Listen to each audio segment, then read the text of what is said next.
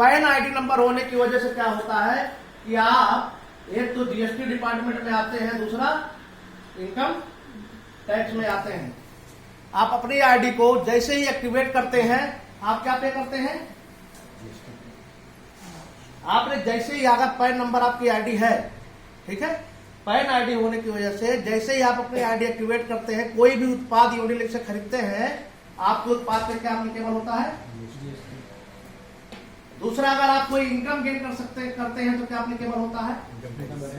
यानी दोनों जगह ये आईडी जस्टिफाई हो जाती है, यानी पैन नंबर को कभी भी चेंज नहीं किया जा सकता। ठीक है, तो जोरदार तालियां होनी चाहिए इस सिस्टम के लिए, जहां पे आपका शोषण नहीं होगा। कभी भी अगर आपको ऐसा लगे तो आप अपनी इनवॉइस तुरंत निकालिए, किस डेट में आपने प्रोडक्ट उपभोक्ता बने थे, आपका जीएसटी गया था, और किस डेट में आपने इनकम दी थी, आपका इनकम टैक्स गया था।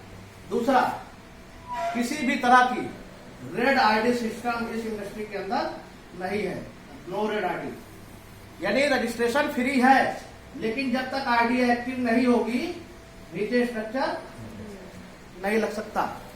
जिससे क्या होता है कि जो सेटिंग बाज लीडर आ जाते हैं, हेलीकॉप्टर लीडरों की जो एंट्री होती है वो पूरी तरीके से बैन हो सकती है, नो हेलीकॉप्टर एंट्री। पहले से ही सॉफ्टवेयर के अंदर ऐसा प्रावधान डाल दिया गया है कि बीच में किसी भी लीडर, यानी आपके काम शुरू करने के बाद आप और कंपनी के बीच में किसी भी तरह की एंट्री नहीं हो सकती है। इस इंडस्ट्री का सबसे बड़ा लूपहॉल था।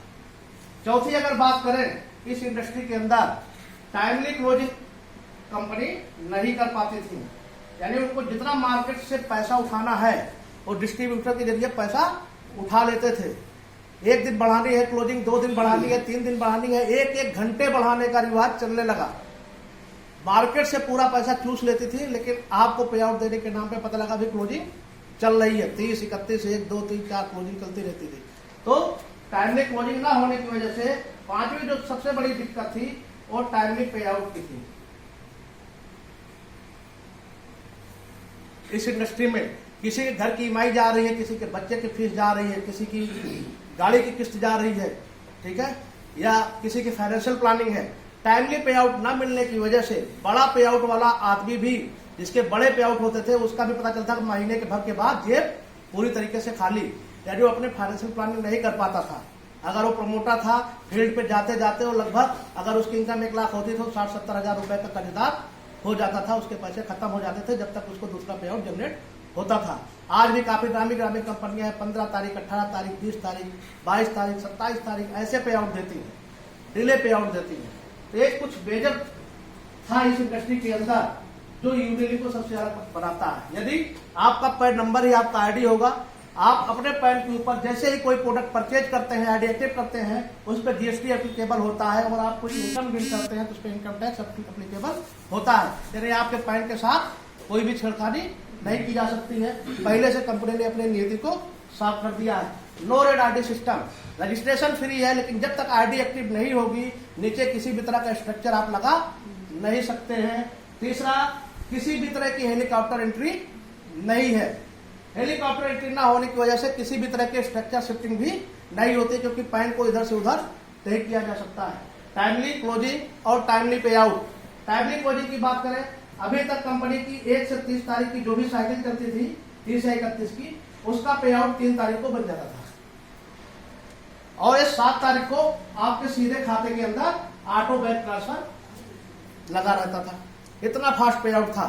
लेकिन और विचार विमर्श करने के बाद कंपनी ने काफी सुझाव लिए, डीएम में सर्वे किया कि हमको फास्टेस्ट पे आउट वाली कंपनी बननी है। इसके लिए कंपनी ने कहा 4 वीक क्लोजिंग, अब हर महीने की 28 तारीख को क्लोजिंग होगी, 29 तारीख को आपका पे आउट रेडी हो जाएगा, और 1 तारीख या 2 तारीख को आपके खाते में सीधे गवर्नमेंट सैलरी के तरीके से पे आउट ट्रांसफर होगा, जिससे आप पूरे महीने भर की फाइनेंशियल प्लानिंग कर सकते हैं 100%। ये कुछ खूबियां हैं जो हमें यूनिलिंक से बिल्कुल डिफरेंट बनाती है। प्रोडक्ट की अगर बात करें, प्रोफाइल आपने सुना, वाई यूनिलिंक दूसरों से क्यों अलग, कहीं ऐसा तो नहीं है 4-6 महीने बाद हमें जो है शोषित होना पड़े।